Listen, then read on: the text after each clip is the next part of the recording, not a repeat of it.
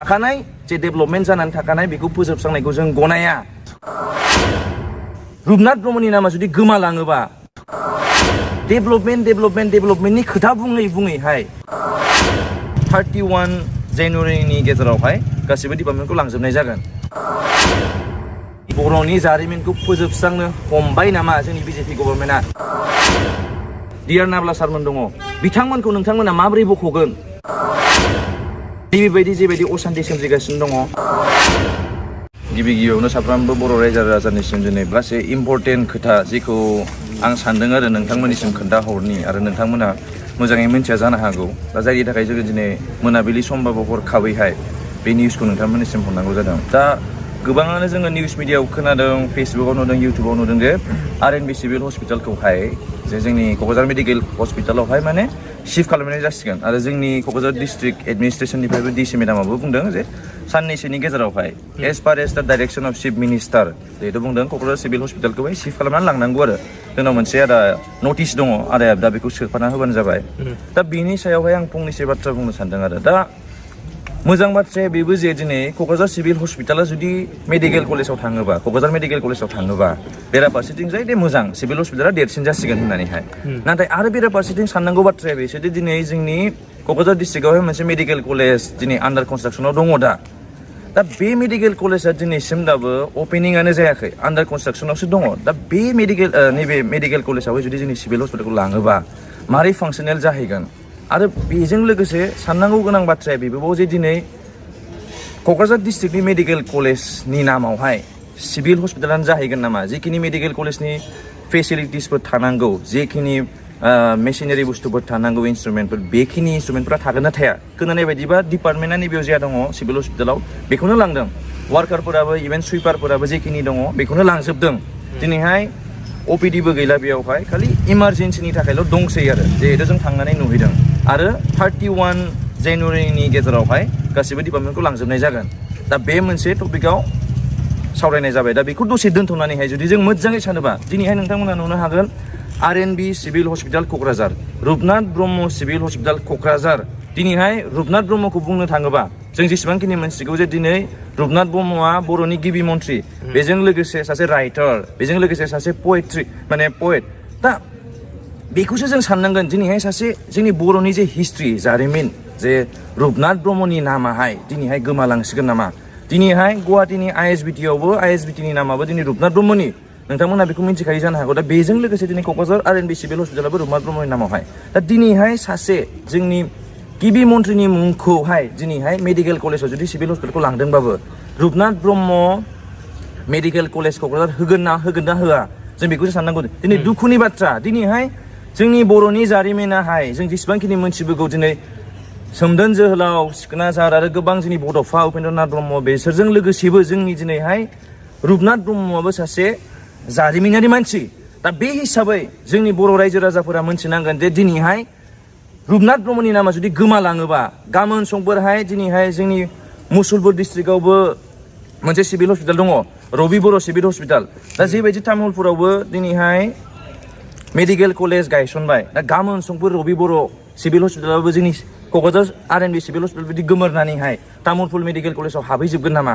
जोंनि बर'नि जारिमिनाहाय माहायनिफ्राय माहाय थांगासिनो दङ। बेखौ जों गोख्रोङै साफ्रोमबो बर' रायजो राजाया साननांगौनि टाइम फैबाय। आं सानोखि बर' हारिनि गेजेराव मोनसे खोमसि जोमैया साग्लोबफैगासिनो दङ आरो बे जोमैया ओरैबायदि साग्लोबफैगासिनो दङ जाय जोमैयाहाय स्रां जाफिननो थाखाय गोबां सम लागोन। दिनै जों बुंनो थाङोबा मोजां जे मेडिकेल कलेजाव डेभेलपमेन्ट फैगोन, बांसिन साबसिन डाक्टार फैगोन, नाथाय थाखानाय हस्पिटाल मोनसे टाउन गेजेरनि मोनसे क'क्राझार डिस्ट्रिक्टनि साफ्रोमबो रायजो राजाफोरानो बाव बर'ल' नङा, साफ्रोमबो रायजो राजाफोरानो बेयाव ट्रिटमेन्ट लाफैयो। जुदि बे हस्पिटालखौ जुदि बोखारनानै मेडिकेल कलेज लाङोबा बेसेबां साननांगौ बाथ्रा। दिनै डेभेलपमेन्टनि खोथा बुङैहाय जे अलरेडि गोदोनिफ्रायनो डेभेलपमेन्ट जानानै थाखानाय बुस्थु बेखौ सिफायनानै बेयाव मा खालामनो सानदों? गभर्नमेन्टआ जे बेयाव लाख थाखा बाहायदों, नोंथांमोनहा नुनो मोनगोन गोदान आरोबाव इनफ्रास्ट्राक्चार डेभेलपमेन्ट खालामदों, बेफोरखौ माहाय इउज खालामगोन? दिनैहाय जों जे गुवाहाटी मेडिकेल कलेज हस्पिटाल बेयावबोथ' बे डिस्ट्रिक्टआवहाय मोनसे सिभिल हस्पिटाल दङ। दिनैहाय बरपेटा मेडिकेल कलेज, बेयावबो बरपेटा सिभिल हस्पिटाल दङ। जेरै बुंनो थाङोबा बङाइगाव मेडिकेल कलेजाबो आन्डार कनस्ट्राक्सनाव दङ, बेयावबोथ' नोंथांमोना नुनो हागोन जे बङाइगाव सिभिल हस्पिटाल दङ नाथाय दिनै नोजोरा मानो जोंनि क'क्राझार सिभिल हस्पिटालखौल' मानो होनबा जोंनि बर'नि जारिमिनखौ फोजोबस्रांनो हमबाय नामा जोंनि बिजेपि गभर्नमेन्टआ बेखौ बुजिनांगोन जोंनि बर' रायजो राजाफोरखौ बुजिनांगोन आरो जोंनि बर'नि साफ्रोमबो जे छात्र संगठन दङ बा जोंनि लिडारफोर दङ पलिटिशियानफोर दङ बिसोरबो जे पलिटिक्सनि खोथाखौ दसे दोनथ'नानैहाय जारिमिनारि बुस्थुखौ जाहाथे प्रिजार्भ खालामनानै दोनो जेरै रुपनाथ ब्रह्मनि नाम बेफोरबायदि सासे फेमास मानसि सासे हिस्ट'रिकेल मानसिनि नामखौ जाहाथे प्रिजार्भ खालामो बेखौनो आसा खालामो आरोबाव मोनसे खोथाया बेनोबाव जे जों बर' बिमानि फिसा हिसाबै जों लुगैया जे रुपनाथ ब्रह्मनि नामाहाय गोमोरनांगौ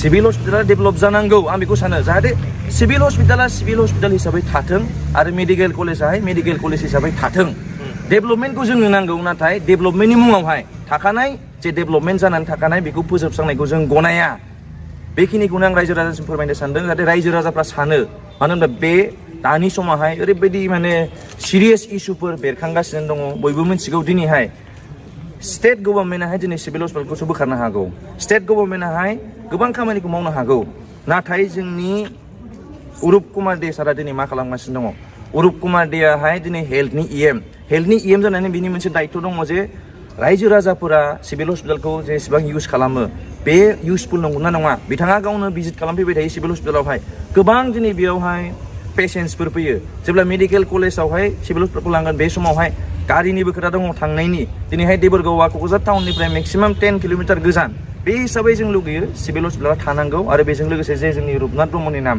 बे थानांगौ आरो बे सांग्रां जानांगौ बाथ्रा बेबो जोंनि जाहाथे बिटिआरनि जेसेबांखि लिडारफोर दङ बिउर'क्रेट्सफोर दङ जाहाथे नोंथांमोना पलिटिक्सनि खोथाखौल' सावरायालासिनो नैबे जे रायजो राजाफोरनि गेजेरावहाय जे साधारन रायजो राजाफोरनि गेजेराव जे प्रब्लेमफोर सोमजिगासिनो दङ बेफोरखौबो नोंथांमोना जाहाथे सुस्राङो आरो बिपिएफ इउपिपिएल बा छात्र संगठननि गेजेरावबो गाव गावनि एगेन्स्टखौ लाथ'लायालासिनो जिहेतु जोङो बर' बिमानिनो फिसा हिसाबैहाय बर' हारिनि जे प्रब्लेमफोर जों फेस खालामनांगासिनो दङ बेखौ नोंथांमोना जाहाथे सांग्रां जानानै फोसाबो आरो नोंथांमोना जुदि सिभिल हस्पिटालखौ जुदि बोखारनायाव जेबो फंसेबो बाथ्रा बुङाबा दिनै बिजेपिनि गभर्नमेन्टनि जुदि नोंथांमोना फंसेबो बाथ्रा एगेन्स्टआव बुंनो हायाबा दिनै जोंनि बर' हारिनि बिटिआर एकर्डजों जानानै फैनाय दिनै आदा एक्स एनडिएफपि मोन दङ दिनै जोंनि एनडिएफबिनि फाउन्डार प्रेसिडेन्ट डिआर नाब्ला सारमोन दङ बिथांमोनखौ नोंथांमोना माबोरै बख'गोन नोंथांमोना बेखौ सान जाहाथे पलिटिक्सनि खोथाखौ दसे दोनथ'नानैहाय रायजो राजानि डेभेलपमेन्टखौ सानो जों बेखौ लुगैदों मानो होनबा जिहेतु जों मिथिगौ क'क्राझार सिटि अफ पिस बेजों लोगोसे बिटिआरावबो सान्ति फैबाय होननानै जों खोनानाय बायदियैनो जोङो सान्तिखौ लुगैदों नाथाय नैबेबायदि जेबायदि असान्ति सोमजिगासिनो दङ जिहेतु पाब्लिकफोरनि गेजेरावहाय माखासे गिनाय भाबखौ लाबोनाय जाहाथे नोंथांमोना बेखौ फोजोबो बेखौनो आसा खालामनानै आं खावलायबाय जोंनि जाय लिडार्सफोर दङ जाय गिदिर गिदिर बिउर'क्रेट्सफोर दङ नोंथांमोना जाहाथे सिरियासलि सानो आरो रायजो राजाफ्रा सांग्रां जानानैहाय जे खोमसि साग्लोबगासिनो दङ जोंनि बर' हारिनि गेजेरावहाय बेखौ नोंथांमोना बुजिलायनानै खौसे जाना जिहेतु प्रब्लेमसफोर फैयो बेखौ जुजिलायनाया गाहाम जागोनखौ आं सानो